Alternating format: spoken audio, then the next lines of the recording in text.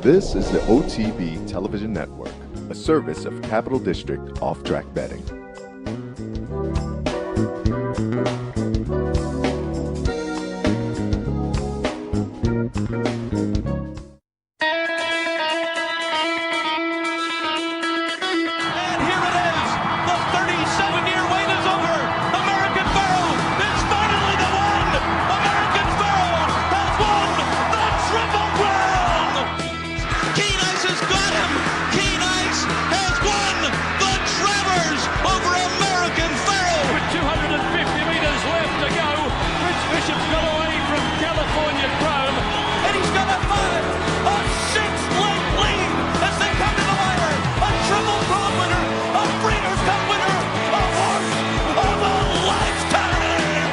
Broadcasting live from the Capital OTB studios, this is Racing Across America with Seth Merrow.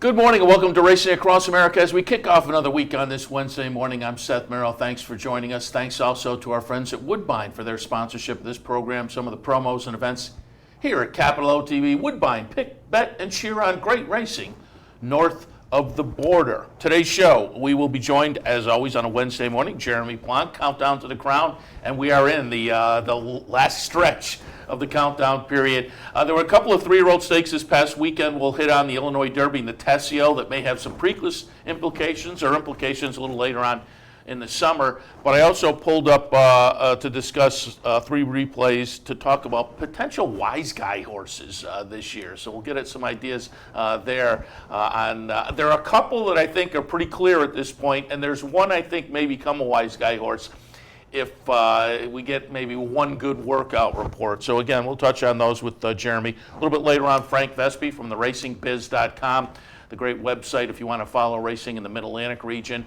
Frank was down at Charlestown on Saturday, so I thought we'd touch base with him and get a little recap of Charlestown Classic Day, the Classic, the Sugar Maple, and the Hilton Memorial for three-year-olds, which Cool Arrow won that. Finally got a win in the three-year-old season after ending last year with that win at Remington in the Springboard Mile. His first two starts as a three-year-old weren't much, but got it done in a little three-year-old stake at Charlestown on Saturday. But we'll talk about that, and as I say, the Classic as well with Frank towards the end of the program. We're going to hit on promos and events in just a second, but before we do that, I will shamelessly promote myself a little bit, or kind of myself. I just want to mention tonight, 6:30, the Armory Grill, Bridge Street in Amsterdam. There's going to be a meeting of the Friends of Sanford Stud, which is a great organization in Amsterdam. I grew up there and lived there most of my life, and up on Route 30, which has now become the shopping district of the area. But when I grew up, it was rural up there, and the main location of the Sanford Stud Farm, which had an indoor training track, a real training track, monuments to some of their great horses. Stephen Sanford, of course, one of the owners of one of the major carpet mills in New York, which was Amsterdam, New York, which was what Amsterdam was known for. And they had really international impact, did the Sanford family in the late 1800s, early 1900s, and they were still racing up until the 70s, I guess. Memorialized now by the Sanford Stakes up at Saratoga, the Holly Hughes at Aqueduct. Holly Hughes was their longtime contract trainer. But the stud farm up on Route 30, eventually a big part of it became a Walmart and a supermarket, but there are still some buildings there that these folks are maintaining and trying to preserve for history. And it's great, as I say, international in scope racing history right here in our area. So they do a great job. If you go to SanfordStudFarm.org, you can get their story. But this evening, as I say, the Armory Grill, and I'm told it's open to the public, and you can go and learn more about what the Friends of Sanford Stud are all about. 6:30, Armory Grill, Bridge Street. Go down and get some dinner, and I was invited to give a little talk as well, so we'll do that, and maybe toss out a couple of Derby ideas along the way too. But I'm going to talk a little bit about how the Sanford, the history of the Sanford appeals to racing folks like me. Obviously, being an Amsterdam guy, it hits me right there. But should be interesting. Again, tonight, Armory Grill, 6:30. It's Bridge Street in Amsterdam, which if you come off the Thruway, that's on that side of the bridge. It's on the south side of Amsterdam, very easy to find.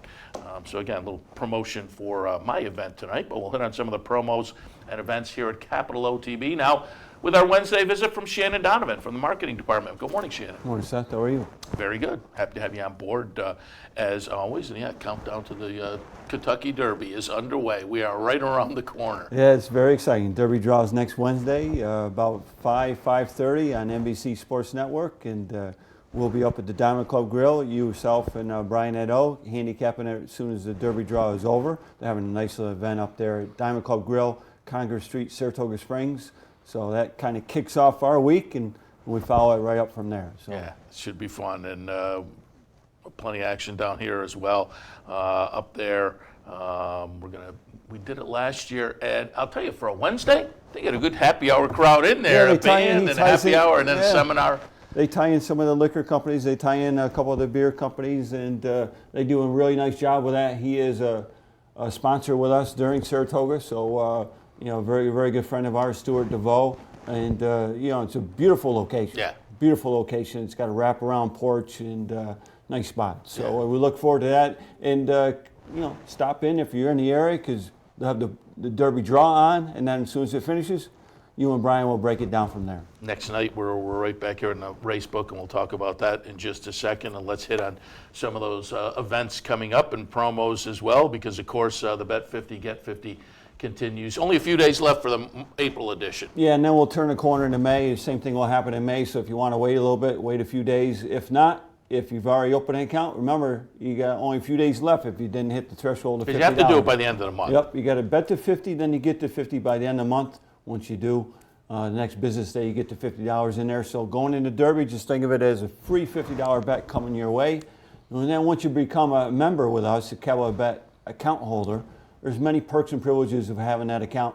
You have all the platforms to our wagering, along with the iPad, the mobile, the PC. There's so many different ways you can now wager through your account, accumulate player rewards, participate in contests, bankrolls, etc. So a lot of good stuff once you're a member with us at Capital OTB. Yeah, and again, I always like to reiterate, do it at least every few weeks, some of those promotional items. Well, especially the player rewards, because if you're a moderate player, even a weekend player, and you know what, you're kind of close to that threshold, take a look at it. The breakdown's right on the website at capitalotb.com. There's a whole breakdown on what you're getting on the percentages. There's a threshold you have to bet first to hit that threshold to get player rewards, but take a look at that, because if you're right on close on that or a little over and we're realizing what was available to you, that's why it's advantage of using that account. And you can use that account in easy bets, branch locations, along with everything online. Use that account all the time and accumulate the player reward. And it's nice, when the calendar turns, you pull up your account and there's some money there's in a there. little bonus in there. Yeah, that's nice, very nice. And again, some of the other perks, free PPs if you're playing tracks during the day. You can pull up some free PPs. And now on the mobile site now we have OTB TV live stream. So you got racing all the time right on your smartphone. You just log in with your account, go to OTB TV stream, and you're set to go. Yeah, and another thing that we should remind people about, if you have an OTB account, you can use that on the machines. If you're in a parlor, you can punch in you got 200 in your account. You can just go in and use that on one of the machines. You just punch in your account number on the machine here or in any of the parlors, and you can play off your account. And you can fund your account right on the machine as well. And that's in all of our branches and all of our Easy Bet locations. Yeah. All right, coming up on Friday this week, the popular Bounty Bet is back, and there's a pretty good bounty to chase. It is. It's kind of hugging where it is. So, we're still looking for that one single account to take it down. We've been, kicking this off since January. It hasn't happened yet. Been close. But, if there isn't a single ticket, we share out the multiples. 25% gets paid out to the multiples. So it's a nice little bonus on top of your pyramid show winning. You must play it through your account. This one for this Friday is the late pick 4 at Woodbine. Now, if I looked correctly, right now at Woodbine, I think they're only doing one pick 4 for the day. So it's like in the middle of the card. I think it starts with maybe race 5 or race 6. So take a look at that. But it's the pick 4 at Woodbine. Right now, I don't believe they're doing 2 pick 4s. So it's going to be your late pick 4 at Woodbine. We alternate between the in-state and out-of-state when we do this every other Friday. So just remember, it's through account wagering. Single account takes down that bounty. So if you're the single winner, you take the whole shebang. $1,866 and change for a single winner, but multiple take winners the last few weeks. Yeah, I mean, another $90 there has been out there. Everyone's gotten at least 75 or dollars or more That's all right. from the bounty on top of their pari-mutuel winnings. And then also remember this, that use that through your account, and even if you don't take down the whole bounty, you're getting that bonus through. Yeah, so it's a great promotion, and again, it is Friday. Also Friday, a $750 happy hour bankroll with our friend Brian Nadeau right here at the Clubhouse Racebook. Yeah, we took a few weeks off there after Andy Sterling, but we're back here this Friday, $750 bankroll with Brian Nadeau. He'll be playing Belmont, Keeneland, Woodbine, because Woodbine is a sponsor with that, so we'll definitely hit on the Woodbine. We're choosing 30 patrons from here in attendance at the Clubhouse Racebook, 5 from online. The entries for online is up right now, up until Friday, midday on Friday. If you do get chosen from online, you must use your account. You don't have to be here in attendance at the Clubhouse, but you must use your account online. And it should be a lot of fun. Opening day of Belmont Park, so now we're into the premier meet with Belmont, especially on the turf. And look forward to doing this bankroll for this Friday. It's always good, a lot of fun. And even if you're not part of the bankroll team, Brian will do his breakdown analysis race by race. So it's always good to pick his brain on what's happening on the card. You can go up and talk to him as well. And it's always a very good event. Yeah, typically we get a good crowd down here. The more the merrier. So if you haven't been, come on down. If you have been, you know how much fun it is. Friday, right here at the Clubhouse Racebook, 711 Central Avenue in Albany. Saturday, a $500 VIP only knockout challenge. That's from our qualifiers. We have this every month. Top qualifiers from the previous month get to play in a $500 VIP contest. It's going to be 3 races at Belmont now. We're shifting to the Belmont. And 3 races at Woodbine, sponsored by Woodbine. And they get a separate link that gets sent to them, and they have to make it all the way through. Top 3 get paid out, and $250 to the winner, $150 to the runner-up, and $100 to the third place. Along with that is a $100 general public. If you're not a VIP. If you're not a If VIP. you're just a P. Correct. So there's a $100 knockout challenge, and a couple different races though. You still got 3 from Belmont and 3 from Woodbine. They're just a little different from the VIP, but it's the same scenario. You got to make it all the way through each race, and if you do, you get part of the purse money. And if you win, you'll feel like a VIP, regardless. Coming up on Sunday, a $50 knockout challenge and a $50 VIP knockout. So once again, we separate between the two, the guys who qualify to be the VIP, and then everyone else on the general public side. A little different though on this because there's got to be one winner in each contest. One winner gets a $50 bet voucher for the day. And again, just as a kind of a mark your calendar kind of thing, we're talking now about next week, but next Wednesday, the Pick 4 promotion comes back with Brian Nadeau, and again, that's a week from today, but we do want to mention, we mentioned the Diamond Club Grill, which is a week from tonight, Derby seminar, but again, next Thursday, we do our annual seminar here at the Clubhouse Racebook.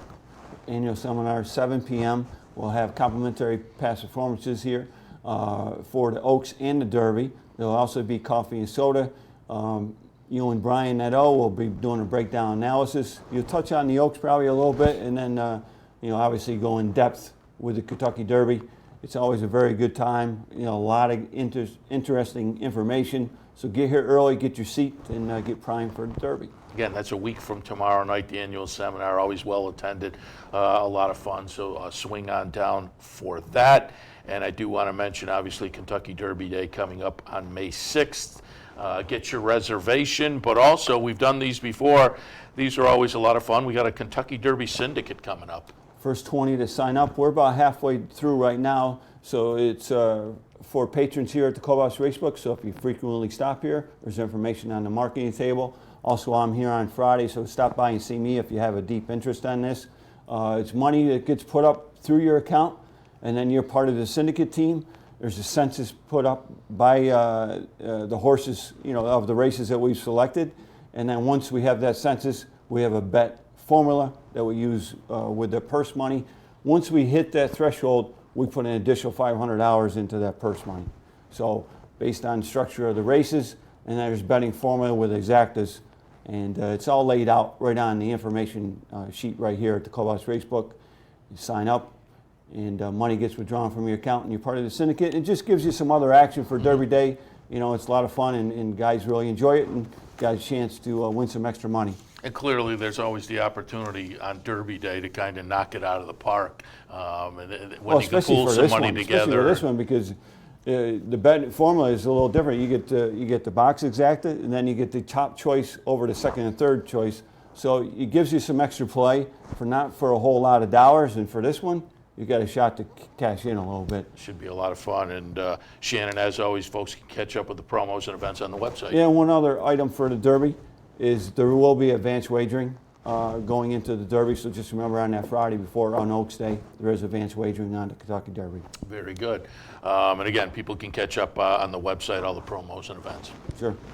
CapitalOTB.com. Shannon, as always, thanks for the visit. Thank you, Seth. Just before we go to the break, I do want to mention they announced Monday, I guess it came out, Hall of Fame for 2017. The inductees announced Javier Castellano, Victor Espinoza, Garrett Gomez, and Goldakova. 1 horse, 3 jockeys. I'm a voter. The only, and I voted for 4 this year. I didn't have Garrett Gomez. I wasn't quite sure what to do with Garrett Gomez. I had Mark Casse in there. No arguments, though. Gomez had a great career, and Mark Casse, I think it's just a countdown to when he gets in. So, neither. I don't have an argument with the way things wound up. But again, Goldakova, Javier Castellano, Victor Espinoza, and Garrett Gomez will be inducted August 4th. It's a Friday morning, 10:30. They do it at the Facing Sales Pavilion now over on East Avenue, just up the street from the track. Usually gets a good crowd, so it should be a fun Friday morning, August 4th, with clearly some popular names in there like Javier Castellano. All right, we'll head to a break. When we come back, Jeremy Plonk, HorsePlayerNow.com, Countdown to the Crown, Night School, and more. We'll talk 3-year-old action right after this. Hey race fans, head down to the all-new Clubhouse Racebook. With live horse racing on more than 250 flat-screen TVs, state-of-the-art wagering terminals, and amazing Vegas-style atmosphere. The Clubhouse Racebook, 711 Central Avenue, Albany. Hey, we've got a new show. We do. Absolutely, and they're off right here on the OTB TV network Sunday morning. What's it all about? It'll be a lot of fun. Fast-paced, plenty of topics, guests, handicapping, commentary, and maybe some opinions. I have opinions on my opinions. And we will have plenty of them because you're on the show.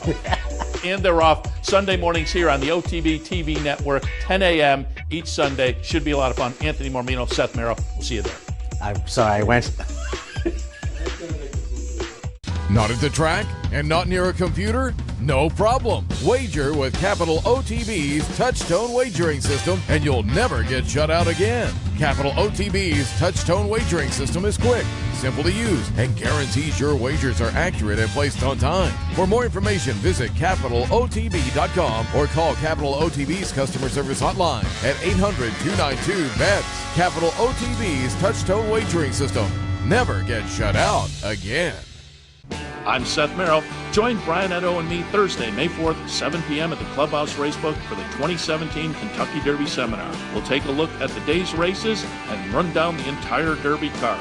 Tell you who we like and don't like, and tell you why. But we'll also have fun putting together some interesting betting combinations. So if you're a seasoned horse player or only bet 1 race a year, you need to be here.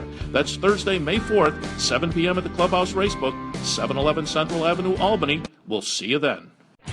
No matter where in the world you are, the excitement of wagering on horse racing is just a click away. CapitalOTB.com offers live streaming, past performances, race replays, our virtual tote board, analysis and selections from professional handicappers, and a simple, safe, and secure wagering platform. And best of all, you get track prices. Going on now, it's Bet 50, Get 50. Simply open a Capital Bets account, bet $50, and get $50 cash back. CapitalOTB.com. Log on today.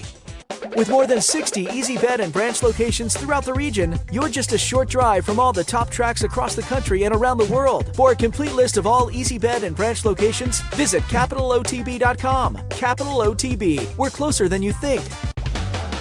This is Racing Across America with Seth Merrow.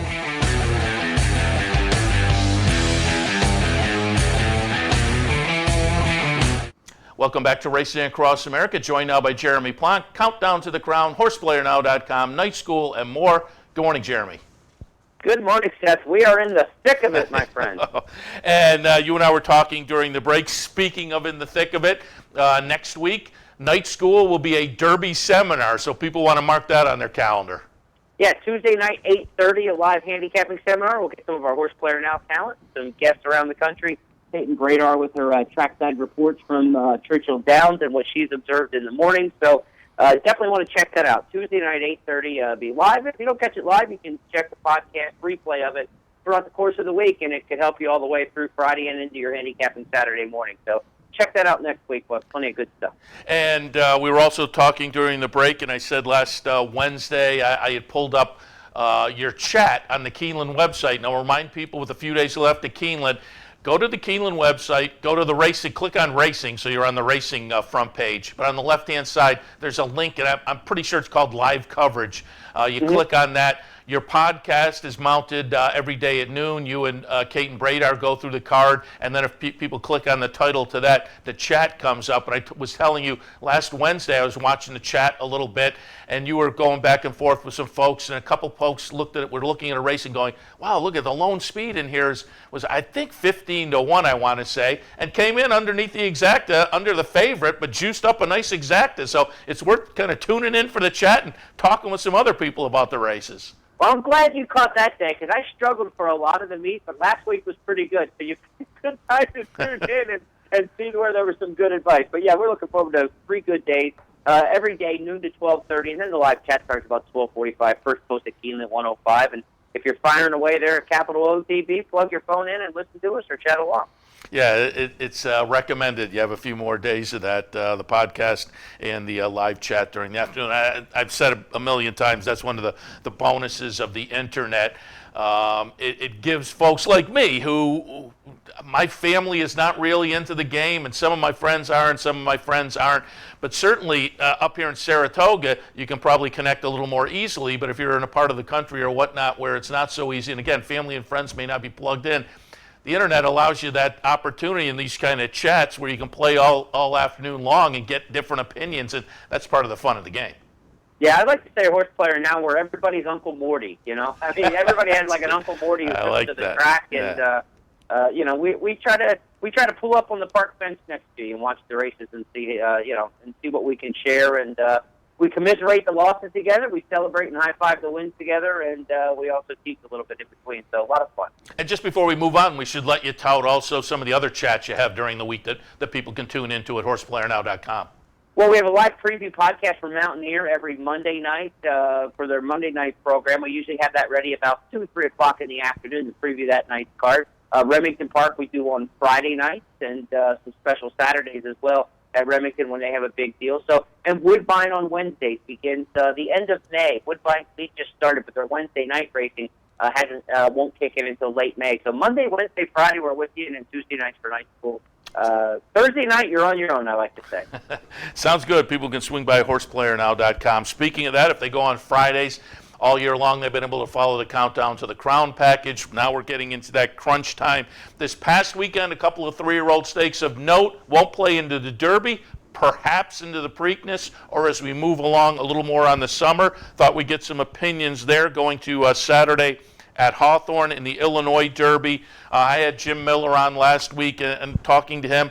I thought Mr. Misunderstood was interesting, but I wasn't quite sure because the last race before the Illinois Derby was a nice win at Fairgrounds, but we watched the replay. It was an off-the-turf event, and it was clearly a very messy day. So did the horse just move up on the off-going, or was there some dirt talent there that this horse was finally discovering? Well, Mr. Misunderstood, the number 6 horse in the replay, will finish 7th in the field of 7.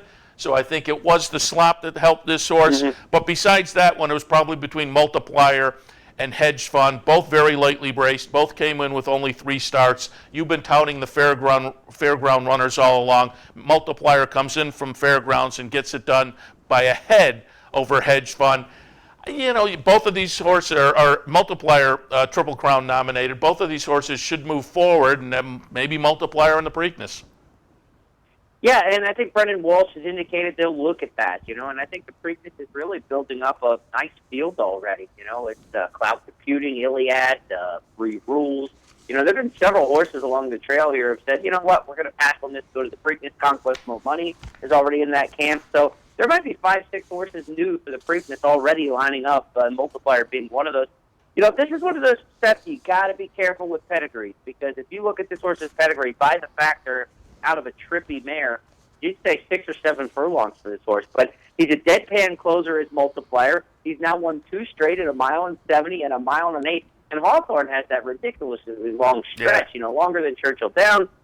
You've got to be able to finish to rally on a track like that, and he did. So this horse has a nice finishing kick. He does not have the pedigree for it, but when past performances say something and pedigree says something else, go with the past performances. Pedigree is great when you don't know, but when you do know, this horse looks like a true router, and he's run well twice now going long. Yeah, I think he's a Preakness player in there. I was surprised Hedge Fund got caught. I thought he was gone and down the road, and was ready to put that race in the bag. He has, a little bit of a pedigree issue, I think, out of a distorted humor mare at Hedge Fund. Maybe it caught up with him at the 1 mile and 8, just like it did at the end of the Sunland Derby. He ran a good race back, but, the way the Sunland Derby had been, just punching out good performances with IRAP and Conquest Mo Money after that, I just assumed Hedge Fund would get this done. Tough loss there. I was trying to snap out of a losing streak in my picks and Countdown to the Crown. I thought I had that when Hedge Fund locked up, but nailed at the wire. Yeah, he was the 9-5 favorite, was Hedge Fund, and did get caught there. But they were almost 5 lengths ahead of the third place finisher, and so I think Hedge Fund, only the 4th career start, broke the maiden in the 2nd career start, and then went into 2 stakes. So I think Pletcher has a runner here that could be interesting, kind of in the 2nd tier maybe of 3-year-old runners as we go into the summer. Yeah, and Belmonte has that easy goer on the undercard for horses that just aren't quite ready. That seems to be like Pletcher has the Tommy Machos, horses like that they're not ready for the Triple Crown series, but they're not that far off, and they turn out to be pretty good graded stakes type. So, I could definitely see that kind of future for Hedge Fund. All right, let's move on to Laurel, because Chad Brown may have one of those types as well, although he's maybe a little more interesting because he's a New York bred. O'Dionysus obviously has been knocking heads in Maryland for a while now and looking good, but not necessarily getting it done as much as they probably would like, maybe a little bit camera shy. Dionysus winds up 2nd in here. Action Every Day runs 3rd. The favorite, Carradine, at 4-5, winds up 4th in the short field of 5. But the winner, number 3, Twisted Tom, is a Chad Brown runner. Had invaded Laurel just before that and won the private terms. So now 2 for 2 as far as open stakes. The first 4 races in the career were against New York State breds. Dave Grenig tweeted out after the race, not nominated to the Triple Crown, so they'd have to put up 150 to go to the Preakness. Unlikely to do that, but he said, I could see him winning the Finger Lakes Derby. I scolded Dave on Sunday when I read that tweet, because I said, hey, it's the New York Derby. It's not the Finger Lakes Derby. But being a New York bred, he can clearly go against Open Company. Being a New York bred, the Mike Lee, the New York Derby, the Albany are sitting out there. I think they have plenty of options with this horse. They do, and I'm happy to report that the losing streak was snapped here. I got Twisted Tom in and O'Dionysus. It was a nice exacta. They were both overlays. They let him go. Everybody $12 on Twisted Tom was definitely an overlay. Oh, yeah. I was tickled pink with that. I thought he would go favorite. Everybody jumped on the big figure last time out for Carradine. The 6-length win and the 100 first figure, and I don't know what the buyer was. 93. It was a big one, So everybody jumped on that. And Linda Rice shipping down there, because she's been so potent at Laurel, winning almost 50% during the course of the year. It worked out in our favor in this case. Everybody got on the wrong she horses, my buddy Bob Newmeyer likes to call them, and Twisted Tom ended up, a nice overlay price. So momentum into the Derby. I'm finally looking up. I'm swimming ahead. You're only as good as your last one, I like to say, especially when your previous ones weren't that good. So, but Twisted Tom, like you said, has those New York bred options. But he's good enough to run an Open Company. He's a creative cause colt out of a Thunder Gulch mare. this isn't the old days where a New York bred was, some, Thunder Puddles or something like that. I mean, it was, this is good pedigree. This is Kentucky pedigree. This is anywhere else pedigree. Just happens to be foaled in the state of New York. Twisted Tom, I think, can play. He's another one for that Belmont undercard. They're not going to run in the Preakness and put up the 150. They have cloud computing already for a different owner, but Chad's already got a horse there. Plus, they'll have what may come out of the Kentucky Derby. They've got to pay the 150. This is a win and you're in for the Preakness, so it was all fees paid, but I did check with Sal Sinatra, the racing secretary there. They would pay the entry and start fee for the Preakness of Twisted Tom, but not the late supplement. That's not part of the conditions of the win and you're in for the Tessio. So like you said, they still owe $150,000 if they want to run in the Preakness. That's not going to happen. So, I think this is a horse for that Belmont undercard. And maybe the Belmont Stakes itself. Chad's run some horses there, and I wouldn't be surprised. Look at that pedigree. His two grandfathers are Giant's Causeway and Thunder Colt. That's a Belmont pedigree there. I wouldn't be shocked if Twisted Tom, maybe you see him next in the Peter Pan and, in open company, and then see what he might be able to do in the Belmont Stakes. There's a lot there. Yeah, and I don't have any argument with them not putting up the 150 and just kind of keep testing the waters the way they are. As you say, maybe Peter Pan, and you get a good performance there. You go to the Belmont, you don't get a good performance. Maybe you start looking at some of those second-tier kind of races. West Virginia Derby, maybe mark that on your calendar. But they always have the fallback of the New York bred stakes, too. So I think there's all kinds of options with the horse. Definitely. It's a good problem to have when you can, not only run in those open races, but you got the other ones cherry-picked too. So they're going to make some money with Twisted Tom. All right. I said at the top of the show, we take a look at those 2-3-year-old stakes and then also kind of jump on board looking at the Kentucky Derby and some wise guy horses. I've got a couple here that I think are already being defined as wise guy horses. And then one I think is maybe a work away.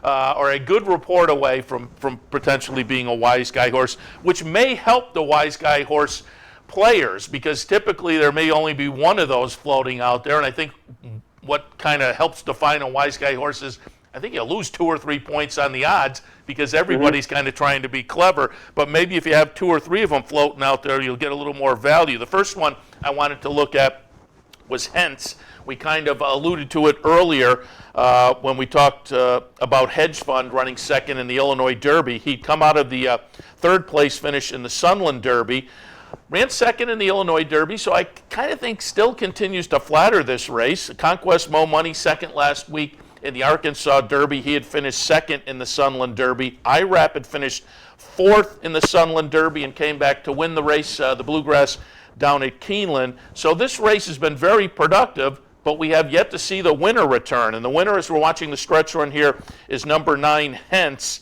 And as I say, I think this Asmussen runner is going to wind up to be an interesting wise guy horse. I'll get your opinion. For me, I know it's the 21st century and it's different, but if you're laying off from this race on March 26th to the Kentucky Derby, that's just too long of a layoff for me to get excited. But he's certainly got some talent and has been flattered.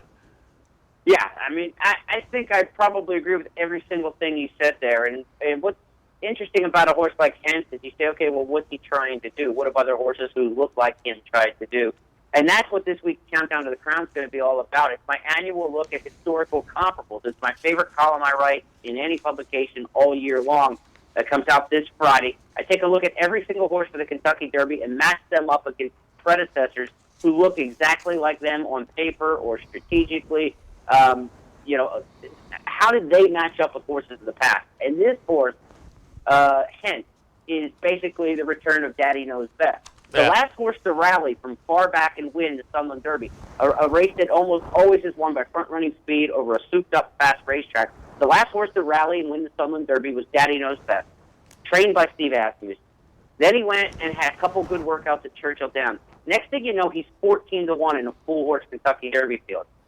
Daddy Knows Best with his resume winning the race at Sunland Park for Steve Asmussen, who's got a bad Derby record. That horse should have been 30-1. He was 14-1. He was a point lower than I'll Have Another on the tote board. Put that into perspective, right?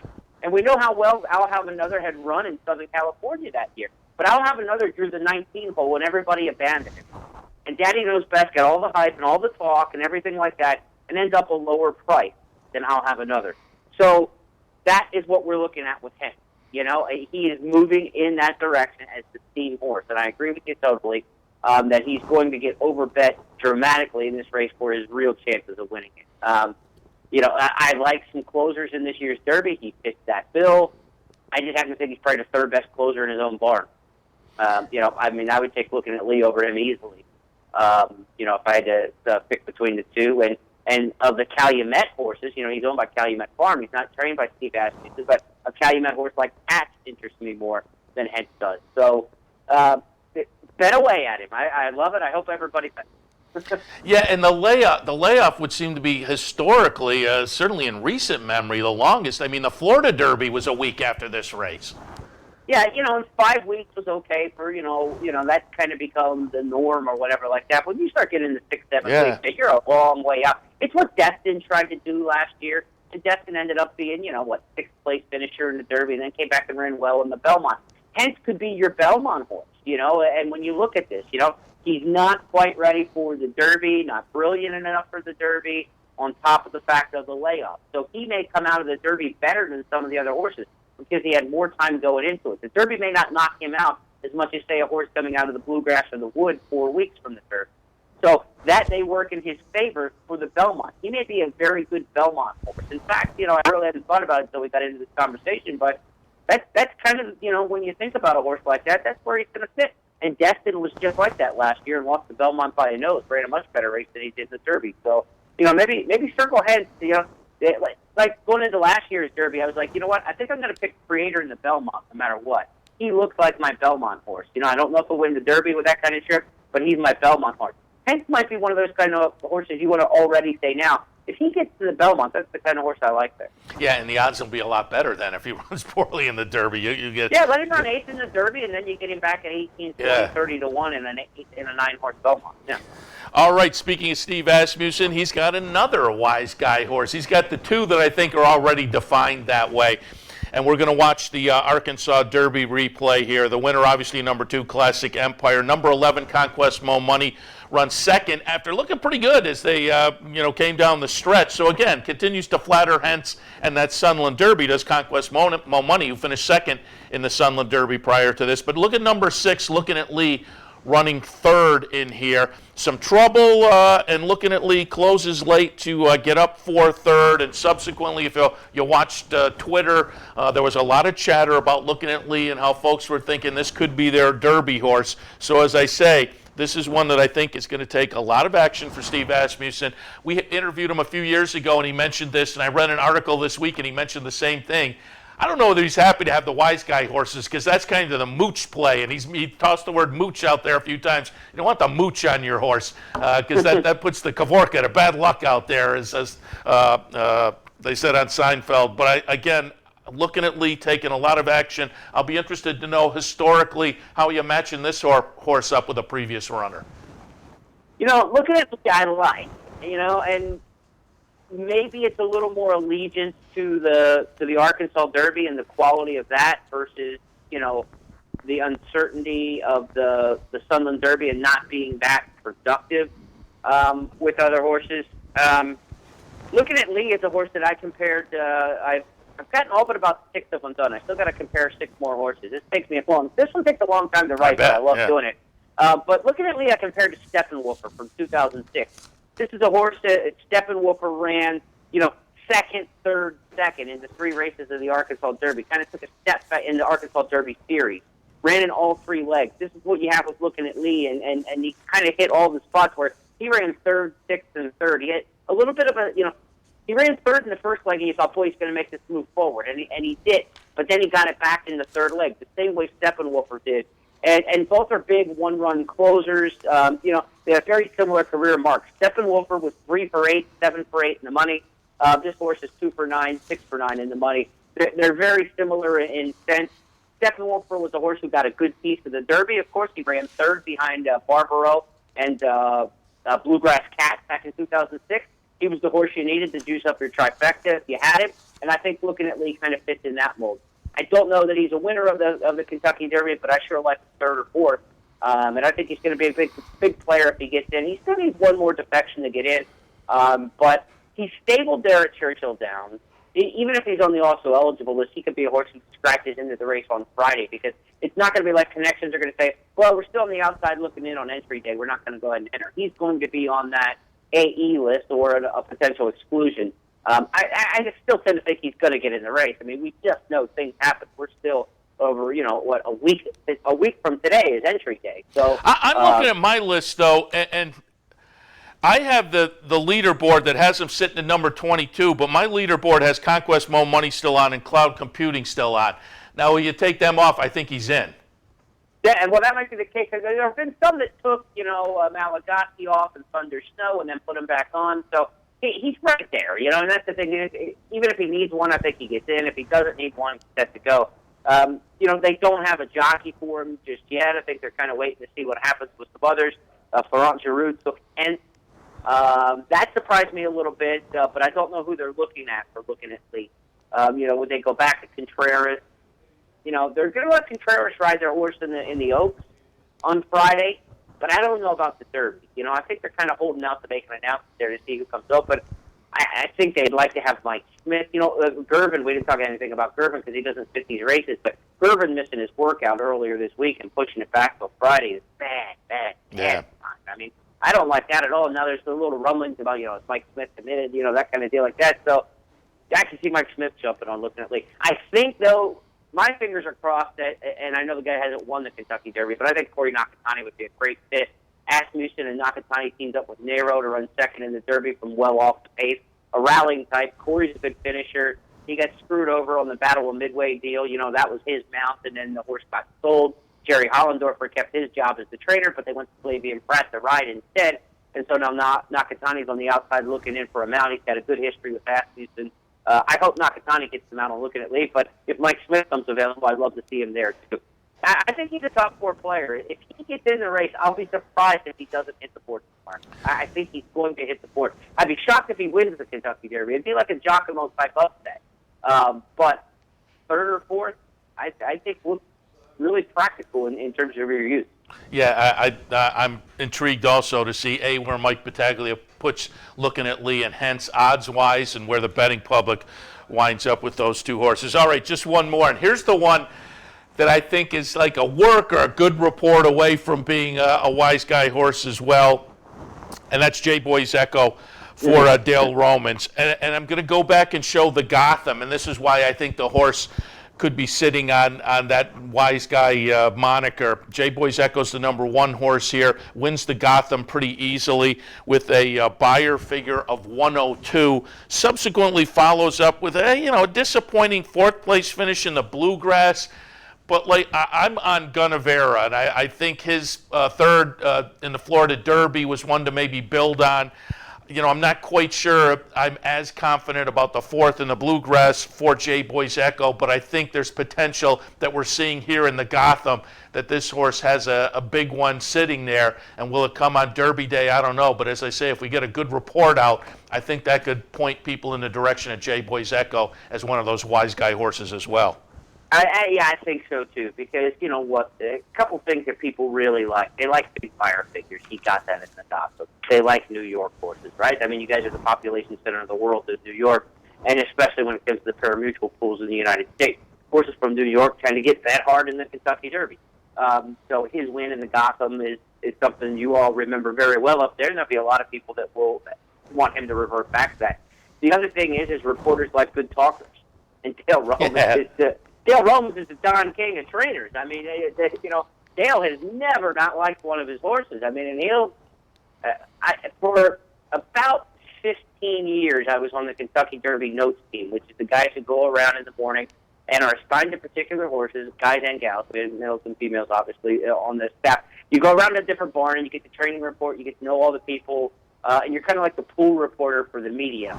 I always got Dale Romans because I was a young guy when I started out in this, 15, 20 years ago, and Dale Romans' barn was barn 4, all the hell away down the stretch, Churchill Downs, about a mile from everybody else that was there for the Derby. So I didn't realize this, but I thought I was getting a cheeky assignment getting Dale Romans. It just meant I had to walk a mile to get to his barn and back, to do the assignment every morning. But I got to have a good rapport with Dale over the years, and because every year I got his horses, and you go back to the same trainers, and I got to know him really well. And the one thing you learn. I mean, he's a great guy. He's very eloquent about his horses, but he likes them. And he's very positive about his horses, and he's bullish on him. You get a couple days of Dale Roman's interviews being bullish on Jay Boyzeko with a decent work, like you said, if he has one good work here. With the New York, with the big buyer, I could definitely see him being a hot horse in the Derby. I think you're right. Yeah, it's again, it's going to be really interesting to see.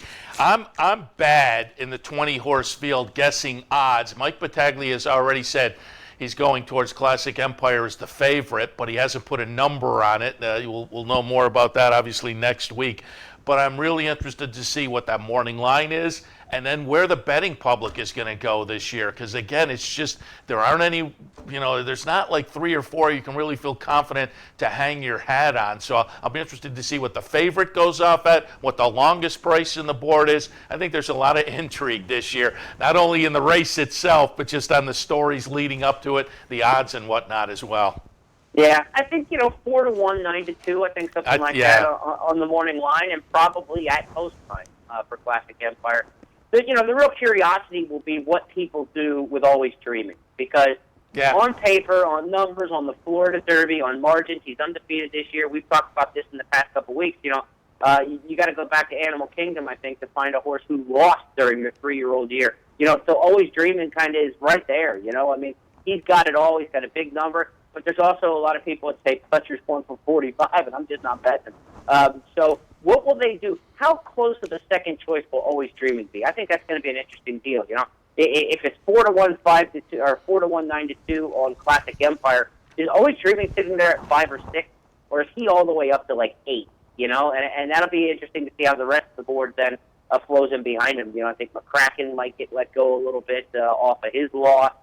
It'll be interesting. There's not that feel-good individual horse that I think is going to get overbet in the win pool. Because we know the win pool is casual money in the Kentucky Derby.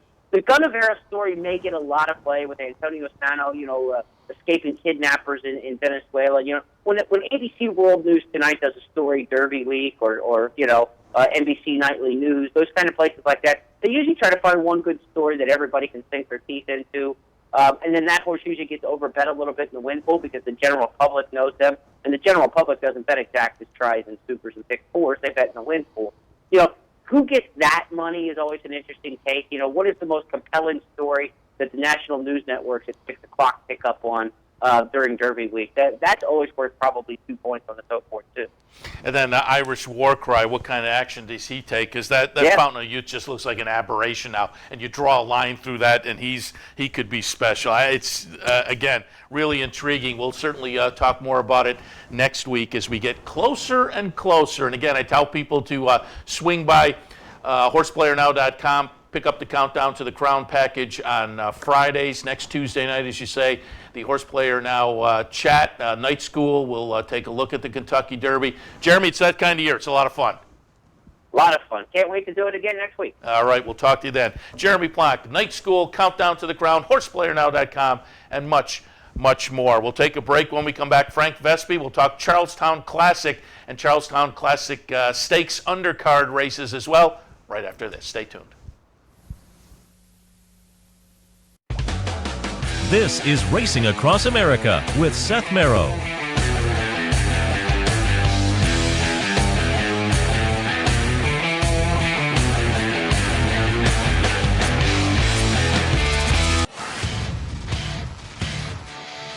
Plan right now is to run Always Dreaming only. Just hours before Always Dreaming won the Florida Derby, Always Dreaming set down for the drive by John Velasquez. Seth Merrow talked with Johnny V and Todd Pletcher about this impressive horse. You don't know how it's going to react with the tougher competition now. But if Always Dreaming falls good on race day, he goes. The 2017 Florida Derby to Todd Pletcher and Always Dreaming. All the top trainers, all the top jockeys. No one delivers more insight and more information on all the big races than Capital OTB and OTB TV.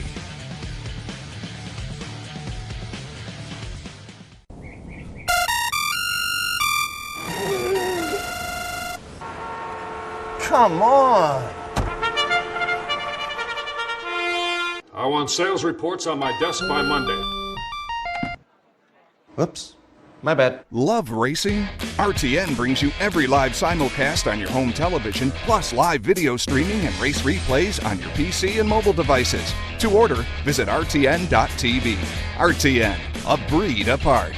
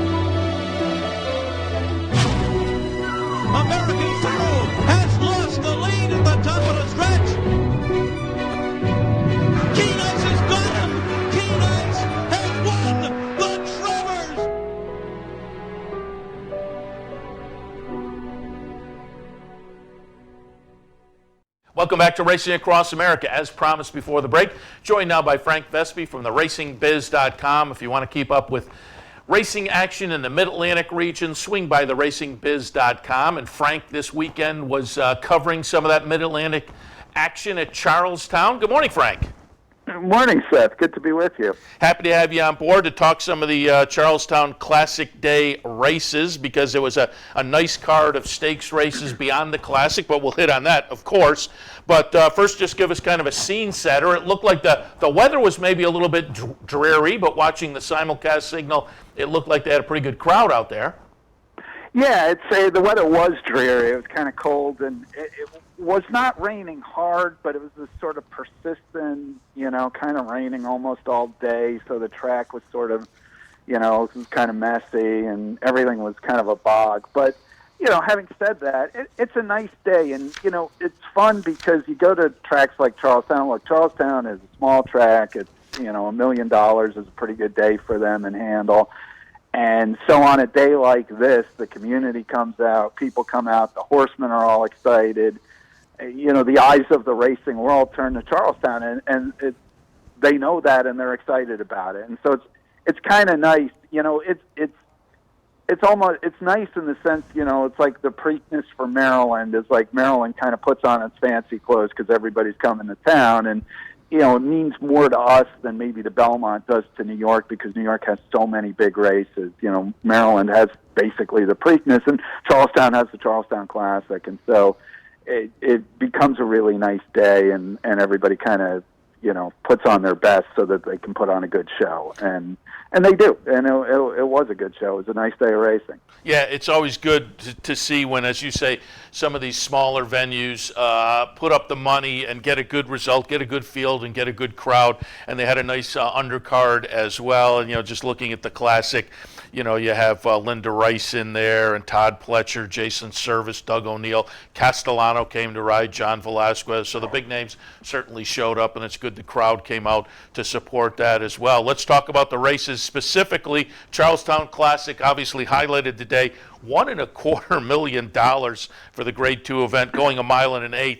And the nice thing this year, they had two previous winners. Imperative had won the race previously, and Stanford won just last year, did it on the front end. Number 1 Stanford for Todd Pletcher. Tried to take him on the front end again this year, but did have an early challenge. Fractions weren't that bad, though, but number 1 Stanford, kind of a disappointing 5th in here, fading as the 6-5 favorite, but it was the previous winner, number 5 Imperative, closing late under Javier Castellano. And given that this was a previous winner, the $12 looked pretty good. I mean, they won a couple of years, a few years back, but still you got a nice $12 if you took the closer. Looking to maybe have a little bit of a duel, because there was maybe more speed in here this year than last year for Stanford. But also Matt King Cole, who ran second in here for Linda Rice. I thought that was a pretty nice performance there, too. Top of the stretch looked pretty good, and I thought that horse was kind of interesting and could be an intriguing player in this handicap division this year. So both of the top two, I thought, ran very, very well. Yeah, I mean, I don't disagree with anything you said. I thought Matt King Cole absolutely ran his eyeball out in the spot. This was a race where Lutz Racing, Ron Palucci, who owns Imperative, owns War Story, they had also entered Cautious Giant, who was absolute no-hoper in this spot, with the sole goal of running Stanford into the ground. Last year, Stanford got loose on the lead. Nobody went with him. He was gone. This time, there was no way they were going to let that happen, and they sent Cautious Giant on what amounted to a suicide mission. And so he made it tough on Stanford, not only pressing him all the way, but actually clearing, going into the second turn, kind of clearing him and then cutting across over on him, which caused Velasquez on Stanford to kind of steady and kind of have to swing out. And then as soon as he gets rid of Cautious Giant, there's Matt King Cole right at his throat latch. So this race set up for the closers. It set up for Imperative and War Story to make big runs, and they did. And it was Imperative who got there. And one sort of side note to this, I think the disappointment here, I figured it was going to be tough on Stanford with the pace. The horse that I thought would run really well here was Sunny Ridge, who went off at a little more than 3-1, but came in sixth. Which was too bad because Jason Service is a trainer. Jason grew up in Charlestown. His dad, Joe, was a steward there for years. And I chatted with Joe on Saturday. He still lives in the area. He's 85 now. But when he was a jockey, he won the first ever race contested at Shenandoah Downs in 1959. Shenandoah is right across the street from Charlestown. Those two tracks operated kind of alternately for years into the 90s. That's interesting. And Sunny Ridge was coming off a nice performance in the Stymie, won it with a 99 buyer, but again disappointed on Saturday, running sixth as, his second choice in there at 3-1. But a nice performance by Imperative. Ron Paolucci, who of course probably hit most people's radar screens with Ria Antonio, the upset winner in the Breeders' Cup a few years back. But he's kind of a character, and I was interested, Richard Migliori was interviewing him in the winner's circle afterwards, and he said, what's on your bucket list? What race do you really want to win? And what race did he want to win? The Ohio Derby, because that's his backyard, that's where he lives. He said, I'd love to do it in front of my father and everything, and I kind of get it. Up here, if I was an owner, I'd like to win the Travers, I suppose, but I thought, man, of all the races out there, and he said, the Derby's way down on my list. The Breeders' Cup Classic certainly is there, but wants to win the Ohio Derby. Yeah, I talked to Ron after the race. We had a story up on the RacingBiz.com about this, and he was really in kind of a reflective mood after the race, which, he presents as a sort of brash. I mean, he was wearing a sweatsuit and lime green sneakers with a big chain and, the whole routine, but he was in a really, as I said, in kind of a reflective mood, and he was telling me that, when he was a kid, every Friday, Saturday, and Sunday, he and his father, and I guess his grandfather would go to Thistledown, and then when Thistle was done, they would drive across the river to what is now Mountaineer, what used to be Waterford Park, and go to the races there. So they would have like double headers, like 2 or 3 days every weekend. And he said, I can't remember things that happened a year ago, but I still remember, those memories are so fond to me. And he said, I still remember the first bet I ever made. And I asked him if he won. He said, no, thank you very much. And again, he is a character. We've had him on in previous years, and an interesting guy, and got it done on Saturday. Let's talk a little bit about the undercard, the Sugar Maple for the Fillies and Mayors. Kinsley Kisses was interesting to me for Todd Pletcher. I kind of got on this horse early in the career. The second career start at Tampa attracted my attention. Hasn't necessarily lived up to that early promise, but interestingly enough was the favorite on the morning line, 7-5 versus Miatori at 8-5. But I'll tell you what, as we watch the stretch run here, the betting public knew better. The betting public sends Miatori, the number 4 horse who won, off as a 3-5 favorite, and Kinsley Kisses the 2-1 second choice, and that's the way they wind up under the wire. Yeah, I thought Miatori was really impressive in this race. Yeah. I mean, they're going 7/8 here, which is a 2-turn race at Charlestown. She throws down a 22-3 opening quarter, which was almost kind of like, saying to the field, okay, I got my running shoes on. What about you? And the answer was nobody really did. I mean, she was clear pretty much the rest of the way, kind of briefly. Ultimate Holiday moved up towards her, but then, kind of shook loose, leaving the 3/8 and went on to win pretty easily. Miatori, interesting horse. She had run in the inside information in her prior start. Came in fourth, ran okay, but Jorge Navarro said afterwards that she was a little sick that day and still ran really well. And he said today she was ready, and you could really see that. And I chatted with the son of the owner, Philip Sagan's the named owner. Anthony, his son, is the guy who really manages the horse. And turns out Mia Tori is named for Anthony Sagan's grandmother, so that was kind of a nice little family thing. And he said, yeah, people have asked if we would sell her, and I don't want to sell her. She means too much to me. So, but as it happens for the Sagans, this is the first horse they've ever owned, which made me immediately say that I hated them. And I said, what are your friends? You know, he's friends with Jerry LaSalle. I used to be a jockey out in the Midwest. And I said, what do your friends in racing say about you having your first horse be this kind of horse? And he said, oh, they say it's ruined me and that it's all downhill from here. So, which, as we know, is the truth. It's like, do you win your first bet, which you referenced earlier? That's bad for you. You have a good experience as an owner first out of the pot. You're just set up for it's all downhill from here. But we'll hope for a good future for him because it's a very good start, and this is going to turn out to be a nice little runner going forward, and she's already had a pretty good career. And speaking of runners that will be interesting watching going forward, I also just wanted to take a quick look at the Hilton Memorial. Only $85,000 up for grabs, 7 furlongs, which down at Charlestown is a 2-turn race. But it was 3-year-olds, and it was intriguing to me because Cool Arrow had won the Springboard Mile at the end of last year at Remington, which a few years ago was kind of an interesting 2-year-old race, predicting some 3-year-old potential.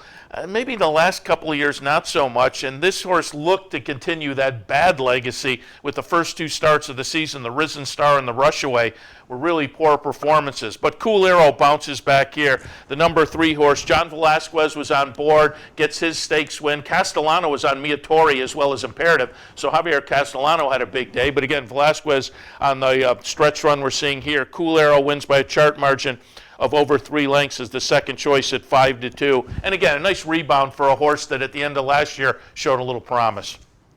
Yeah, I thought he ran well. He's a Joe Sharp trainee. Joe wasn't there. He shipped the horse to Chris Keller, who's a trainer at Charlestown. Chris said that Joe's a little too worked up about Girvin right now to spend any time coming to Charlestown for the Hilton. But I think you're exactly right. I mean, the horse ran well. He showed promise as a 2-year-old. That promise really hadn't turned into anything yet as a 3-year-old. But he ran really well here. This was a little bit of an oddly run race, I thought. You know, it kind of it looked like Liar's Dice was clear, and then all of a sudden Poseidon's Prize came up and made a big run. And you know, it was interesting. Liar's Dice is a Damon Dilladovico trainee. He was a horse that really wasn't doing anything, and then suddenly got good. He ran second to Recruiting Ready, who turned around and won a stake at Oaklawn. Then he won an A Other Than, and that made him the 5-2 favorite in here, which seemed a little excessive to me. I mean, you really had to respect Cool Arrow's overall resume coming into this race a little bit more than what Liar's Dice had done. And but it'll be interesting to see if he can go forward from this. I mean, he may just be the kind of horse that in the $75,000 and $100,000 stakes he's going to be fine, but it'll be interesting to see if there's any more than that. Certainly after the first 2 races this season, you have to feel that. But maybe just need a little confidence builder. Be interesting to see where they go. Is Dilladovico, is he the guy who trains but also works in like the TV department at Laurel? Yes. Yeah. Okay. Exactly. That's what I thought. Yeah. And he trained probably the best horse he had was Immortalized, who won the De Francis a couple of years ago. Oh, spelled E-Y-E-S, yes? Yep. Yeah. And Immortalized is also, he's still the track record holder at 4.5 furlongs at Charlestown. Oh, well, there you go. That's a fun little fact for you. I like that. Very good. Frank, appreciate the visit. Again, we'll tell people to swing by theracingbiz.com, catch up with recaps of all this action from this weekend. And you were down at Charlestown, but I'm guessing you have some recaps of the stakes action at Laurel as well. Yeah, and in fact, I had one of my guys at Laurel who was kind of paying attention to the action and talked with a bunch of people and did kind of an interesting article about shipping and how people are shipping in and. Oh, okay, great. I linked over on Equidaily because that is an interesting article. And yeah, so we've got some of the headlines and stuff from Laurel, and obviously that's an interesting day too. And I don't know if you've touched on this at all, and I'm sure you're almost out of time, but the winner of the quote unquote win and you're in Tessio not nominated to the Triple Crown. So the only way he runs in the Preakness is they got to supplement him. Yeah, and we talked about that a little bit with Jeremy Plonk. And as a New York bred, that Twisted Tom just has a lot of options. So it won't, to bypass the Preakness, I think they can pick some spots, maybe the Peter Pan later on. Keep trying Open Company. If that doesn't work out, they could go back to New York bred stakes. I think the options are kind of limitless with that one, but it's a nice horse for Chad. Frank, got to run, but we, as always, appreciate the visit, and we'll talk again.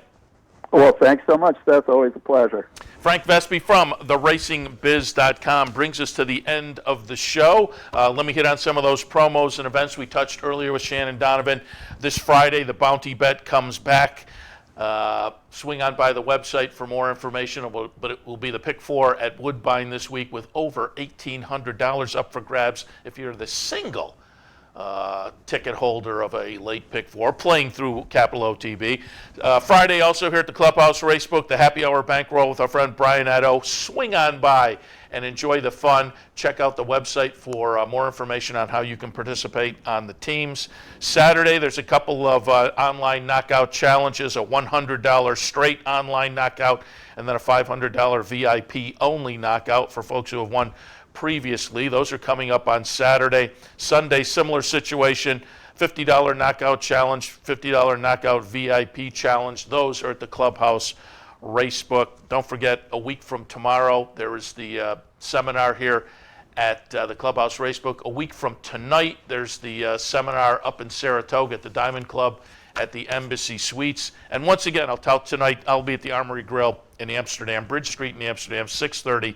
It's the Friends of Sanford Stud. Open to the public if you want to swing by and have dinner, learn more about the organization as well. They do great work trying to preserve what's left of the Sanford Stud Farm in Amsterdam. Really international level racing history right in our backyard. But I'm going to speak for a few minutes there as well. So Armory Grill tonight, 6:30, Bridge Street in Amsterdam. Thanks to our friends at Woodbine for their sponsorship. Woodbine, pick, bet, and cheer on world-class horse racing north of the border. We always appreciate the fact that they jumped on board to sponsor some of the promos and events and programs here on the network. All right, I'm going to wrap things up. We are here every Wednesday, Thursday, and Friday from 10 until 11 a.m. or a little after as it works out, but with racing starting later in the afternoon as it does this time of year. We're not really cutting into anything, so we had plenty to talk about this morning and plenty tomorrow and Friday as well. So enjoy the races this afternoon. Let's all cash a few tickets. See you back here tomorrow morning. You're watching OTB TV, a service of Capital Off Track Betting.